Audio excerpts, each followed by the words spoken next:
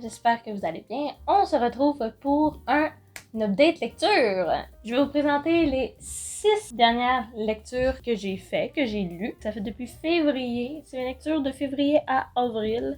Donc j'ai lu 6 livres, une BD, tout le reste ce sont des romans. Et puis on va commencer comme d'habitude par l'ordre de lecture. Le premier roman que j'ai lu, ça a été La nuit où les étoiles se sont éteintes. Je crois avoir eu de la difficulté à embarquer dans ma lecture, même si j'ai vraiment beaucoup aimé. Disons qu'au début j'avais pas vraiment d'attachement. Je me disais que ça allait sûrement être bon, mais que je savais pas trop à quoi m'attendre. Et plus j'ai avancé ma lecture, plus j'ai appris à connaître les personnages. Je sais pas comment l'expliquer, j'ai eu un certain attachement aux personnages et j'ai appris à les connaître en même temps qu'on suit le livre. L'histoire de Finn, que dans le fond, sa mère est en prison. C'est écrit dans le résumé en arrière du livre, donc c'est vraiment pas un spoil, je viens de vérifier. Et c'est vraiment quelque chose de difficile pour lui. Ben, c'est là j'ai vu que c'est comme ta mère est en prison. C'est vraiment quelque chose de difficile qu'il vit et dans le fond, on le suit à travers ça. On apprend des choses, on vit des épreuves avec lui parce qu'il se passe des choses vraiment tristes. On dirait que quand tout va bien, il y a quelque chose qui se passe qui va mal. Je sais pas comment l'expliquer, mais c'est vraiment une très bonne lecture. J'ai eu beaucoup de difficultés à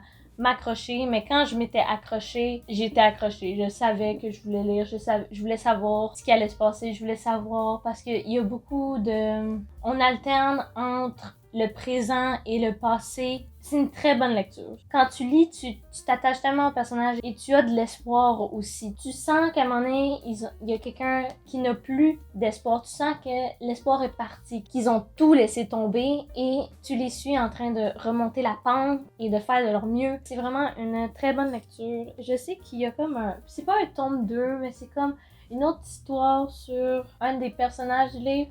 Parce que Finn, au début de l'histoire, il est dans la ville où il est né, je crois, où il habitait avec sa mère, dans une famille d'accueil, à cause que sa mère, justement, est en prison. Et là, ça va pas bien dans la famille d'accueil. Il rejoint son oncle, qui est le frère de sa mère, en Nouvelle-Orléans, si je me trompe pas. À partir de là, il va à une nouvelle école et s'éloigne beaucoup des gens. Mais les gens, eux, veulent se rapprocher de lui. Fait que finalement, à un moment donné, il se fait des amis. Et ces amis-là sont incroyables. On suit pas juste Finn, on suit aussi les autres. Et c'est ça que je trouve vraiment le fun. C'est ça, c'est suivre des adolescents qui sont perdus, qui savent pas comment remonter la pente, mais qui trouvent une manière de... La fin m'a fait peur et finalement tout allait bien. J'ai vraiment eu peur à la fin. Mais finalement, c'était pas ça. Il y a un avertissement au début du livre qui avertit que le roman aborde des sujets difficiles. Donc, je vous fais l'avertissement. C'est un roman avec des sujets difficiles, c'est vrai. Ça peut parler de suicide, de violence, de viol. Il y a de la LGBT-phobie. Eh bien, j'ai hâte de lire l'autre livre qui est sur un autre de ses amis. C'est une histoire qui se passe avant qu'il arrive là. J'ai vraiment hâte de savoir à quoi ça va ressembler. C'est ça qui est ça pour La nuit où les étoiles se sont éteintes. Ma prochaine lecture que j'ai eue ensuite, c'était Les 7 maris d'Evelyn Hugo. J'ai fait un reading vlog sur ce livre, si ça vous intéresse. Je vais le mettre dans le petit en haut de la vidéo que je ne sais pas de quel côté c'est.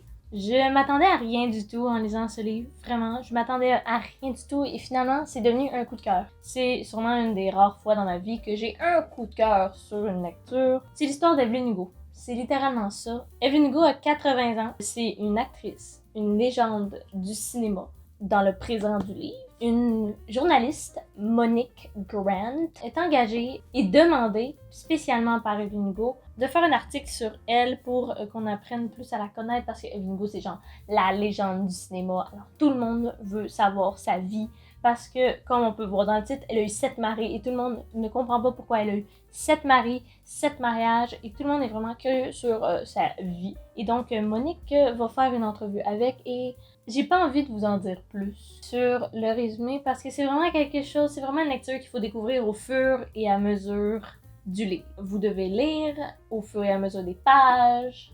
Vous allez découvrir son histoire incroyable dans les années 50, 60 à Hollywood. Comment ça se passait, c'est comme l'arrière-plan, comment les acteurs sont traités, comment les actrices sont traitées, comment c'était pour les femmes, pour les hommes, pour les personnes homosexuelles, pour peu importe ces sujets-là.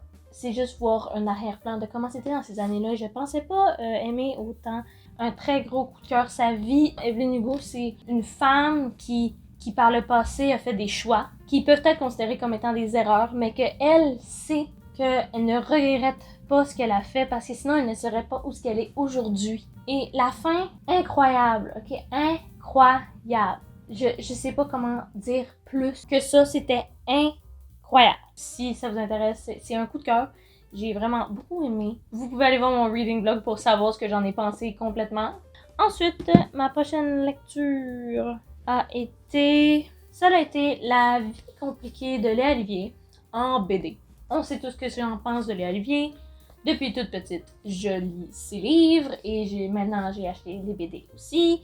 Et je redécouvre les livres à travers les BD avec les dessins, avec les images des personnages et tout ça. C'est toujours la même chose. J'aime toujours autant. C'est sympathique.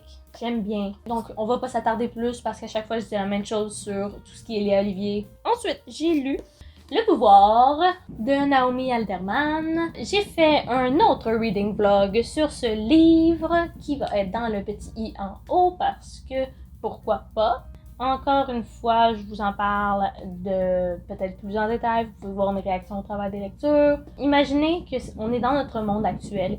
Toutes les filles de 10 à 15 ans à peu près découvrent qu'ils ont un pouvoir sur l'électricité qui permet qu'au toucher, ils sortent de l'électricité de leurs mains. Elles peuvent les électrocuter, les tuer, se défendre et beaucoup de choses comme ça, mais c'est toutes des adolescentes qui obtiennent ce pouvoir-là. Et au fur et à mesure, on apprend qu'elles peuvent les transmettre aussi. Donc, elles transmettent leur pouvoir à leur mère, à leur grand-mère, à leurs amis. Toutes celles qui n'ont pas le pouvoir parviennent à l'obtenir à un certain moment dans le livre. Et ça crée beaucoup de réflexions sur le pouvoir des femmes aujourd'hui et ce que ce serait si ça arrivait maintenant. Comment ça serait? Ce serait la guerre? Est-ce que ce serait la paix? Est-ce que les femmes dirigeraient le monde?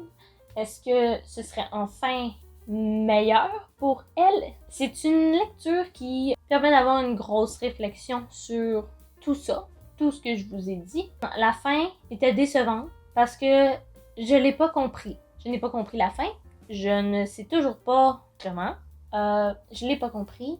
Mais ce que je sais, c'est que, eh bien, j'ai bien aimé quand même. Toute la réflexion qui est apportée là-dedans, super intéressante. Il y a quelques scènes qui peuvent être difficiles, mais violence physique, violence verbale, bref, toutes des choses comme ça, ça peut être difficile à lire, mais c'était vraiment intéressant d'avoir tous ces points de vue-là parce qu'on suit 4 ou 5 personnages dont un homme, donc un homme en position faible, par rapport au pouvoir que les femmes ont. On suit juste des femmes, donc une mairesse, une jeune fille, une autre jeune fille.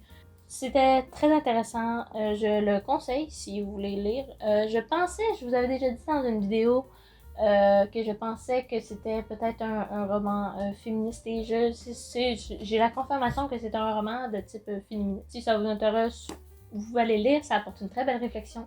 Ensuite, ma prochaine lecture a été On ne tire pas sur les fleurs pour qu'elles poussent de Catherine Girard-Audet.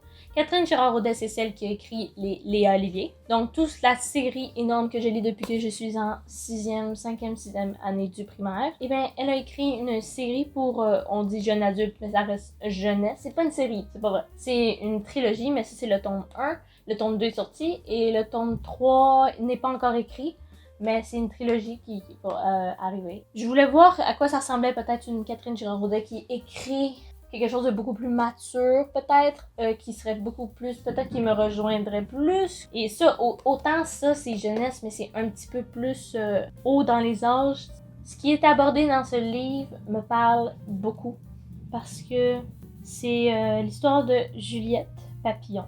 Papillon étant son nom de famille. Qui est dans la vingtaine, je crois, qui est rendue à sa 2e session d'université et qui se rend compte qu'elle n'aime pas ça, qu'elle n'aime pas ce qu'elle fait et qu'elle lâche l'université. Mais après tout ça, elle sait pas où aller, elle sait pas quoi faire, elle sait pas ce qui se passe, elle est dans la vingtaine, elle sait pas où elle s'en va. Et tout le monde apporte des réflexions sur elle, lui dit comme « Ouais, mais tu sais, fais ci, au pire, non, mais tu sais, fais ça. » Puis tout le monde a des opinions différentes, puis les met sur elle, et elle a tout ça sur les épaules, tout par rapport aux opinions des autres, peu importe, elle n'arrive pas à se faire sa propre idée des choses et à sa propre idée de ce qu'elle devrait faire, ce qu'elle veut faire, parce qu'à cause de tous les commentaires de tout le monde. Et je trouve que ça parle beaucoup pour toutes les personnes qui sont 18, 19, 20 ans et plus, qui ne sont toujours pas sûrs de ce qu'ils vont faire dans leur vie, qui savent pas quoi faire de leur vie, qui sont pas sûrs de ce qui va se passer parce qu'on entre dans le monde des adultes et on sait toujours pas qu'est-ce qui se passe, qu'est-ce qu'on peut faire. C'est une bonne lecture pour tous ceux qui se sentent exactement comme elle. Et même moi, je dirais pas que je me sens comme elle, mais je l'ai compris parce que je me suis peut-être déjà sentie comme ça. Je l'ai lu en une journée, en 2 heures, je l'avais fini. 2-3 heures peut-être. J'ai vraiment beaucoup aimé. Et j'ai hâte de lire le tome 2 qui est sorti récemment. Donc, dernière lecture que j'ai lue aujourd'hui. Que j'ai fini aujourd'hui au moment où je filme cette vidéo. Je l'ai terminée ce matin. J'ai lu La Nuit des Temps de Barjavel. Alors, j'ai pas aimé. Je n'ai pas aimé. On est en 1960 à peu près. Il y a une mission scientifique française qui se fait en Antarctique. Ils découvrent qu'il y a un émetteur qui fonctionne sous la glace.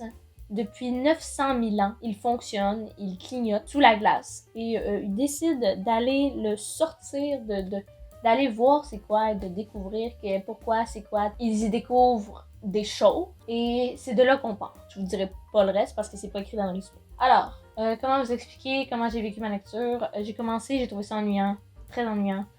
J'ai failli abandonner au début parce que je me suis dit j'aime pas ça, j'ai aucun attachement, je comprends rien. En plus j'ai commencé les premières pages, je comprenais absolument rien. On me donnait pas de contexte ni rien, c'était vraiment juste comme on te pitch dedans directement. Fait que j'ai pas tant aimé ça. Ensuite, je me suis dit je vais continuer parce que j'avais entendu parler qu'il y avait une certaine romance dedans. Et là, je sais quelle romance on parle. Je l'ai lu au complet. Je l'ai fini. Chaque page que je tournais, il y a des moments où je trouvais ennuyant. Sauf les chapitres où on parlait de la romance ou de certains personnages concernés que je voulais lire. Toutes les blablas sur des gens qui n'ont pas rapport dans l'histoire, sur des gens qui sont même pas en Antarctique avec nous, toutes des blablas sur tout ce qui se passe à l'international, des affaires de même. Moi, ça m'intéresse pas. Alors, au début, je les lisais. Puis après, j'ai décidé de comme lire rapidement, ce qui veut dire balayer du regard ce qui est écrit, pour ensuite aller au plus intéressant. Fait que quand je voyais que ça commençait à devenir intéressant, je continuais à lire. Donc j'ai fait ça sur quelques pages. Il y a eu un moment où il y avait comme environ 100 pages qui étaient très intéressantes parce que c'était comme une poursuite. Ça c'était intéressant, il y avait de l'action. C'est pas une lecture que j'ai très aimée. J'ai aimé certains passages, le moment où il y avait de l'action. Quand il y avait des dialogues, j'appréciais déjà plus que quand il y avait juste des gros paragraphes où on parlait des problèmes à l'international, puis de la guerre, puis des affaires de même. Je suis sûre qu'il y en a qui ont beaucoup aimé ça, ce livre-là. Il y en a qui c'est comme leur coup de cœur à vie. Moi, c'est clairement pas un coup de cœur. Moi, j'ai pas attaché. Moi, j'ai pas aimé ça. Je me suis même pas attachée au personnage. Il y avait plein de noms que je ne savais pas c'était qui. J'avais hâte de terminer pour pouvoir passer à d'autres lectures. Je regrette pas de l'avoir lu parce que sinon, j'aurais sûrement comme... Il serait resté dans ma bibliothèque pour la vie. C'est ce qui met fin à mon update lecture. Alors, dites-moi ce que vous en avez pensé en commentaire. Si vous avez lu ces livres-là, dites-moi si vous avez aimé. Si vous n'avez pas aimé, dites-moi votre opinion. Ça va me faire plaisir de lire ça. Merci d'avoir regardé la vidéo. J'espère que ça vous a plu. Si vous avez aimé, n'hésitez pas à mettre un like, un commentaire. Comme je vous ai dit plus tôt, je vous souhaite une bonne soirée, une bonne journée, peu importe quand vous regardez ça. Et on se dit à bientôt!